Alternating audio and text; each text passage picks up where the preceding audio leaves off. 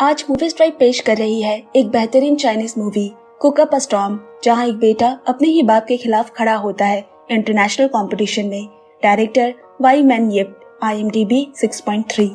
आप इस कहानी को एंजॉय कीजिए और अगर आपको हमारे एक्सप्लेनेशन अच्छे लगते हैं तो आगे बढ़ने से पहले दोस्तों इस चैनल को पक्के से सब्सक्राइब करें और 500K तक का सफर पूरा करने में हमारा साथ दें। अब चलिए इस जादुई सफर की शुरुआत करते हैं। कहानी शुरू टियान नाम के एक असाधारण शेफ को दिखाकर हुई। उसके हाथ का खाना इतना स्वादिष्ट होता है कि दूर दूर से लोग उसके खाने के लिए भीड़ लगाते। लंबी लाइन की कतार में खड़े ग्राहक उसके हाथ का बने खाने का इंतजार करते। उसका रेस्टोरेंट इतना लोकप्रिय था कि लगभग हमेशा मीडिया उसका इंटरव्यू लेने आ जाते। असल में टियान पुराने समय के खाने बनाने की शैली का उपयोग करता, जो उसके खाने को और भी स्वादिष्ट और खास बनाता है। उसके काटने, कौशल और खाना पकाने की कला को देखकर सभी दंग रह जाते। हालांकि इतने अच्छे शेफ के पीछे एक दुखद अतीत है, जिसे हमें फ्लैशबैक में दिखाया गया। बचपन से ही खाना बनाने में उसकी रुचि थी और उसके पिता एक बहुत अच्छे शेफ थे। उसकी उम्र जब मात्र 10 वर्ष की थी, तब से ही उसके पिता मिस्टर फेंग उसे कई बार टोकते, डांटा करते। कहते थे, तुम बड़े हो गए हो, लेकिन तुम अभी भी नूडल्स नहीं बना सकते, तुम कभी शेफ नहीं बन पाओगे। और एक रात मिस्टर फेंग टियान को छोड़कर चले गए अपनी कुकिंग में करियर बनाने। उसने अपने पिता का कई दिनों तक इंतजार किया, लेकिन फिर कभी भी उसका पिता उसे लेने नहीं आए। इसी वजह से टियान को उस समय बहुत कठिनाइयों का सामना करना पड़ा। बहुत पीड़ा भी हुई थी और उसने खुद से एक वादा किया कि एक दिन वो सबसे बेहतरीन शेफ बनेगा। आज के समय में टियान के पिता मिस्टर फेंग चीन के एक बहुत बड़े मास्टर शेफ है, जिनके पास नाम और सम्मान है। वो चीन के गॉड ऑफ कुकिंग के नाम से भी जाने जाते हैं। लेकिन इतने वर्षों के बाद भी टियान के पिता ने कभी नहीं कहा कि उनका एक बेटा भी है। इसी कारण वो अपने पिता से और नफरत करता है। मीडिया के लोग जब उसका खाना बनने के बाद उसे टेस्ट करके देखना चाह रहे थे, तब टियान ने बोला, मेरे लिए सभी ग्राहक एक समान है, इसलिए अगर आपको खाना खाना है तो लाइन में खड़े होना पड़ेगा। इसके बाद एक बहुत बड़ा इन्फ्लुएंसर लाइन तोड़ते हुए रेस्टोरेंट में घुस जाता है। टियान उसे भी लाइन में खड़े होने को कहता है। ये सुनकर वो गुस्से में कहता है, रीडेवलपमेंट के लिए कुछ एक महीनों में तुम्हारी ये बिल्डिंग तोड़ दी जाएगी, तब मैं तुम्हें यहाँ से बाहर निकाल दूंगा। ये सुनकर टियान उसे रेस्टोरेंट से बाहर निकाल देता है। दूसरी ओर दिखाया जाता है पॉल नाम के एक मशहूर और हैंडसम शेफ को। पॉल केवल नामी और रॉयल परिवार के लिए ही खाना बनाता है। पॉल की गर्लफ्रेंड है जिसका नाम मायो है और वो पॉल के असिस्टेंट शेफ भी होती है। पॉल द्वारा बनाए गए खाने से फ्रांसीसी रॉयल परिवार के लोग बहुत प्रभावित हो जाते हैं। उसके बाद फ्रांस की एक बड़ी कंपनी उसे अपना मुख्य शेफ बनाना चाहती है, लेकिन पॉल ने यह प्रस्ताव अस्वीकार कर दिया। कारण यह है कि पॉल अपने पिता का सपना पूरा करने के लिए खुद के एक रेस्टोरेंट खोलना चाहता है और इसीलिए वो अपने देश चीन लौट आया। अब वो मछली बाजार में दुकान वाले को सबसे बड़ी मछली देने को कहता है, लेकिन दुकानदार ने बताया कि उसके पास बड़ी मछली नहीं है। कुछ समय बाद जब उस दुकान में टियान आया तो दुकानदार ने उसे बड़ी मछली निकाल कर दे दी। ये देखकर पॉल जल भुन गया। असल में टियान उस दुकान का नियमित ग्राहक है, इसीलिए दुकानदार ने पॉल से झूठ कहा। जब दुकानदार मछली टियान को देने लगा तब पॉल ने उसे रोक दिया। ये देख अब दुकानदार मछली को बराबर आधा करके उन दोनों को दे देता है। इसके बाद देखा गया कि एक बहुत बड़ा पॉल के रेस्टोरेंट की आज ओपनिंग हो रही है। ग्राहक आकर्षित होकर रेस्टोरेंट के अंदर घुस रहे हैं। रेस्टोरेंट के भीतर कई प्रकार के महंगे महंगे सामानों की सजावट की गई है, लेकिन समस्या ये है कि रेस्टोरेंट के ठीक पास ही टियान का रेस्टोरेंट है। ग्राहक कम होते देख टियान के दोस्तों ने घोषणा की, आज उनके रेस्टोरेंट में सभी खाने पर 50% की छूट दी गई है। इसके बाद तो सभी ग्राहक टियान के रेस्टोरेंट की ओर भागने लगे। ये चीज पॉल को बिल्कुल भी पसंद नहीं आई। पॉल और टियान के लोगों के बीच में विवाद शुरू हो गया। इसके बाद पॉल और टियान जब आमने सामने होते हैं, तब आसपास के लोग कहने लगे क्यों न इन दोनों के बीच एक कुकिंग प्रतियोगिता रखी जाए। पहले दोनों राजी ना होते हुए भी लेकिन सबकी जिद से प्रतियोगिता करने के लिए राजी हो जाते हैं। रास्ते के बीच में ही उनके मछली को काटने की प्रतियोगिता शुरू होती है। पहले पॉल अपने पूरे मूव्स दिखाने लगा। वो बड़े ही निपुणता से एक एक करके मछली के कांटे निकालता है और फिर उसने मछली टियान की ओर फेंकी। टियान भी एकदम परफेक्ट साइज में सुंदर तरीके से मछली को टुकड़ों में काटता है और फिर बहुत ही जल्द और यूनिक स्टाइल में मछली से उसकी त्वचा को अलग करके दिखाता है। दोनों के इस टैलेंट को देख सभी मंत्रमुग्ध होकर ताली बजाने लगे। अब पॉल के रेस्टोरेंट के मुख्य अतिथि ने कहा, अगर तुम दोनों चाहो तो इंटरनेशनल कुकिंग कंपटीशन में हिस्सा ले सकते हो। ये सुनकर दोनों एक दूसरे से हाथ मिलाते हैं अब पॉल एक इंटरव्यू में कह रहा है कि चीन के लोग अभी भी उस आदिम युग में जी रहे हैं। उनके पास आधुनिक खाना बनाने की कोई प्रशिक्षण नहीं है, इसलिए मैं फ्रांस से आया हूँ उनके लिए आधुनिक खाना बनाने की प्रशिक्षण देने। दूसरी ओर तियान अपने रेस्टोरेंट में बैठे इंटरव्यू देख रहा होता है। पॉल की बातें सुनकर वो बेहद गुस्सा हो गया, क्योंकि पॉल की बातों में उसकी ही और इशारा था। अब अगली सुबह तियान बाजार जाकर देखता है कि पॉल ने वहाँ से पहले ही सब कुछ तिगुने दाम पर खरीद चुका है। इससे तियान और ज्यादा भड़क उठा।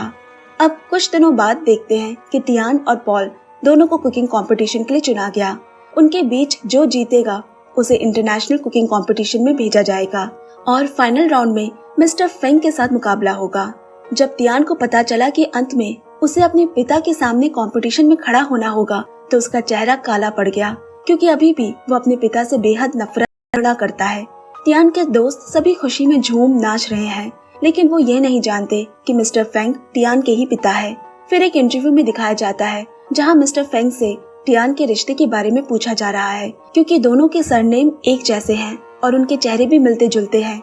इस प्रश्न को सुनकर मिस्टर फेंग बहुत गुस्सा हो गए और कहा, मेरा कोई बेटा नहीं है।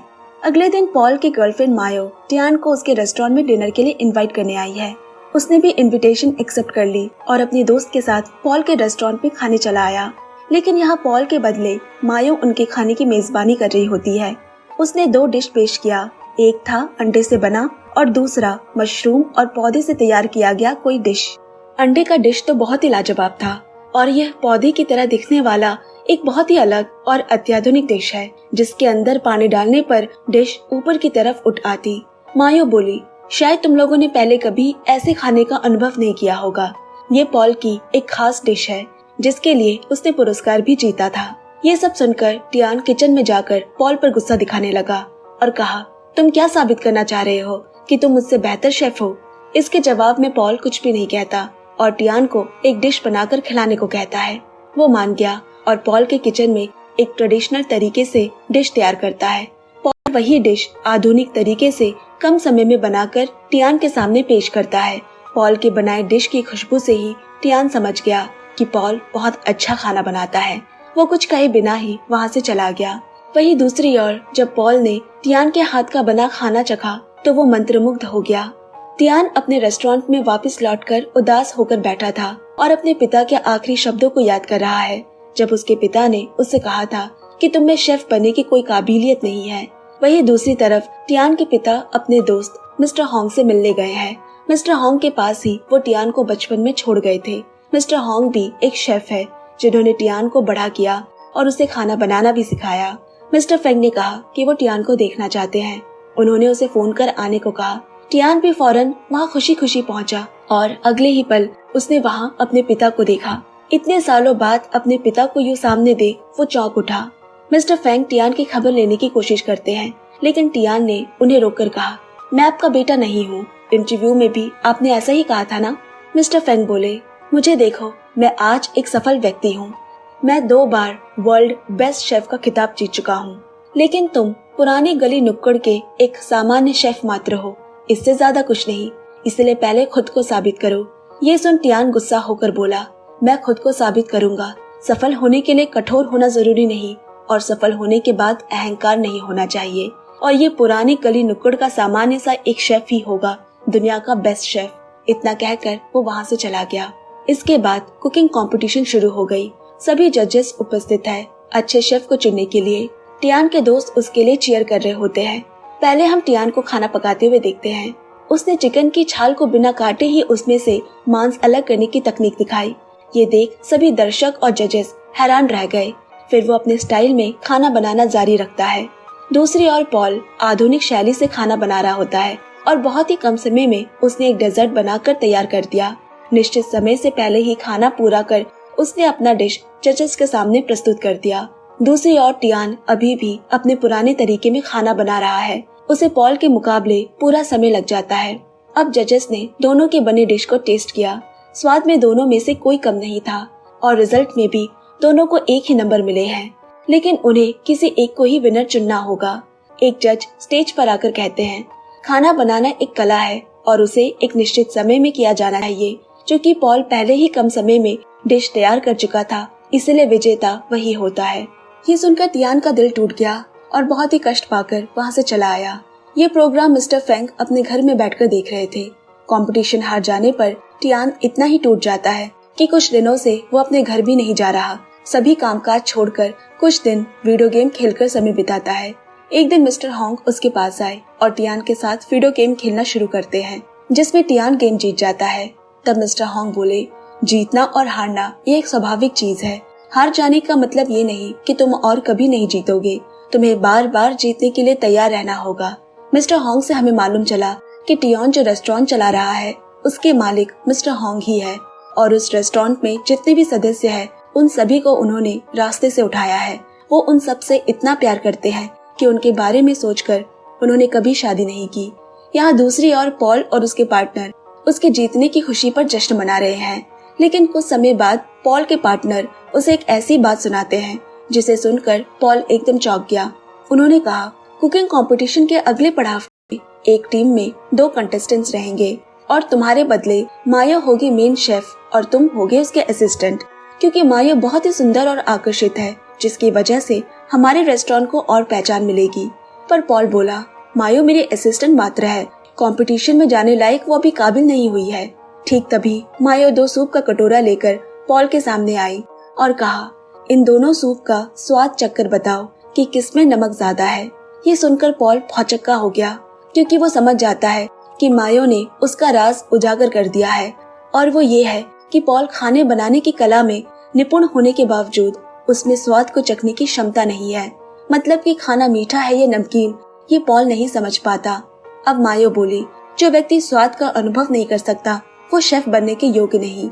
इसके बाद उन्होंने पॉल की रेसिपी की किताब भी ले ली, और ये कहना गलत नहीं होगा कि इस किताब के जरिए जो कोई भी तुम्हारे जैसा खाना बना सकता है, इसीलिए हमें तुम्हारी जरूरत नहीं।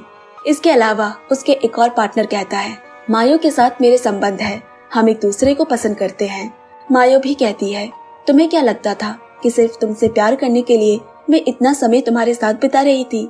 सच तो ये है कि मैं हमेशा से इंटरनेशनल पहचान पाना चाहती थी और अब मुझे वो मौका मिला है। माया की ऐसी बातें सुन पॉल का दिल जख्मी हो गया और रोते रोते वहाँ से निकल गया। रास्ते किनारे बैठ पॉल एक के बाद एक ड्रिंक्स किए जा रहा है और तभी वहाँ से गुजरते हुए टियान ने उसे देख लिया। टियान ने पूछा, कंपटीशन में तो मैं हारा हूँ, तो तुमने अपनी ऐसी हालत क्यों बनाई है? नशे में पॉल उसे सारी सच्चाई और अपने सीक्रेट के बारे में भी उसे बता देता है कि उसके पास स्वाद चखने की क्षमता नहीं है और इसी का फायदा उठाकर उसके पार्टनर ने उसके साथ धोखा किया। अब पॉल मिस्टर फेंग की पोस्टर की ओर इशारा कर कहता है, ये इंसान मेरा आइडल है और मैं एक दिन इनके जैसा ही महान शेफ बनना चाहता हूँ। ये सुनकर टियान भी अपना सीक्रेट पॉल से शेयर करता है।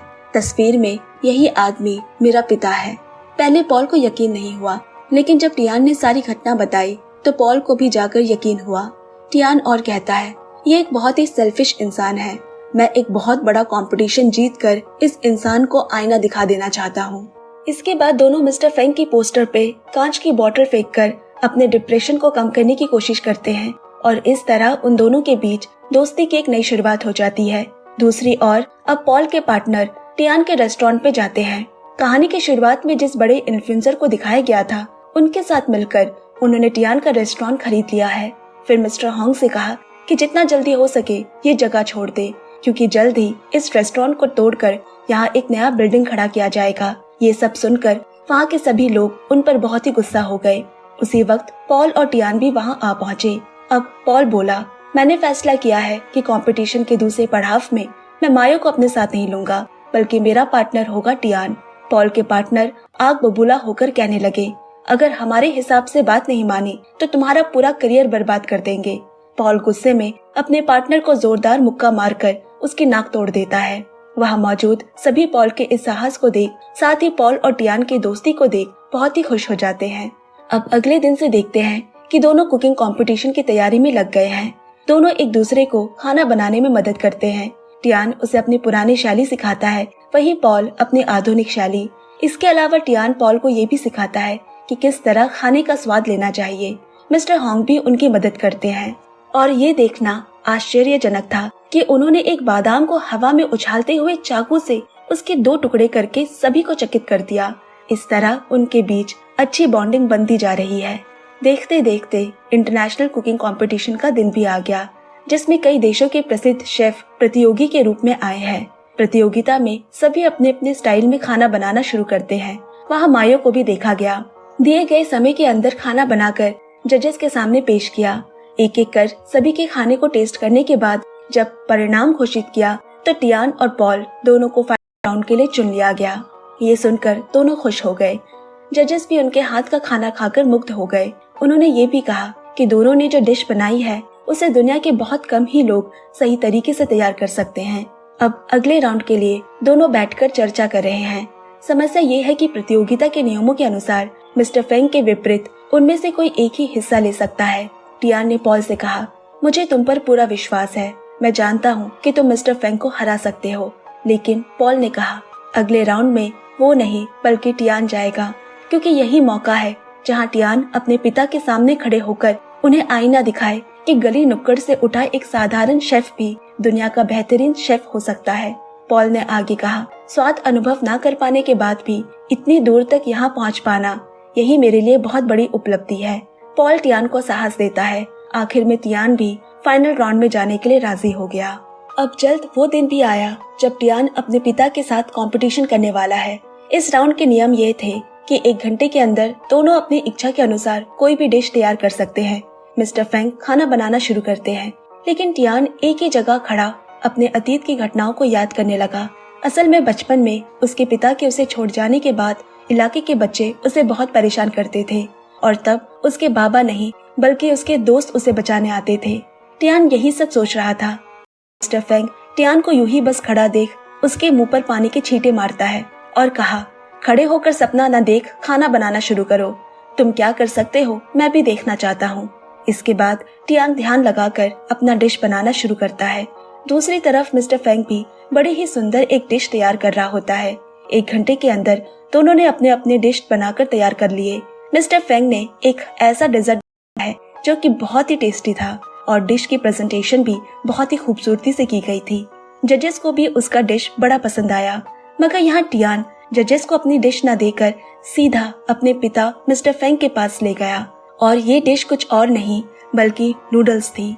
बचपन में जो टियान 1000 बार कोशिशें करने के बाद भी नहीं बना पाता था, जिसके लिए उसके बाबा उसे कहते थे, तुम एक साधारण नूडल्स भी नहीं बना पाते हो, तुम्हें मुझे अपना बाबा कहकर परिचय देने की वो योग्यता नहीं है। और आज टियान वही नूडल्स बिल्कुल परफेक्ट तरीके से बनाकर अपने उसी बाबा के पास कंपटीशन में खड़ा है। वो अपने पिता के हाथ में नूडल्स का प्लेट थमाकर वहाँ से जाने लगा। उसके हाथ का बना नूडल्स खाकर तो जैसे उसके बाबा मुग्ध हो गए। इतना ही नहीं, उसे बुलाकर उन्होंने कहा, इतना अच्छा नूडल्स मैंने कभी नहीं खाया। ये सुनकर टियान हल्का सा मुस्कुराते हुए वहाँ से चला गया। इसका मतलब कि टियान ये कंपटीशन जीतने ही नहीं आया था, वो आया था सिर्फ अपने पिता के सामने ये साबित करने कि वो गली का एक छोटा शेफ होने के बाद भी बेहतरीन खाना बना सकता है। टियान के वहाँ से चले जाने के बाद मिस्टर फेंग भावुक होकर पागलों की तरह नूडल्स खाए ही जा रहे हैं और महसूस करते हैं कि बचपन में टियान ने उसे कितना मिस किया होगा और कितनी ही डेडिकेशन उस छोटे से बच्चे में थी कि आज वो इतना अच्छा शेफ बना। मिस्टर फेंग को इतना भावुक देख जजेस समेत सभी समझ जाते हैं कि टियान ही उनकी एकमात्र संतान। अंत में दिखाया गया कि टियान के रेस्टोरेंट में ठीक पहले की तरह ही लोगों की भीड़ जमा हो रही है। टियान और उसके दोस्त सबको खाना सर्व कर रहे हैं और इस रेस्टोरेंट में एक नया मेंबर अब पॉल भी जुड़ चुका है। इसके बाद मिस्टर होंग उठकर सबको उद्देश्य कर कहते हैं, हमारे इस रेस्टोरेंट के 30 साल पूरे हो गए हैं। सबकी आस्था और विश्वास के साथ हमने 30 साल साथ बिताए।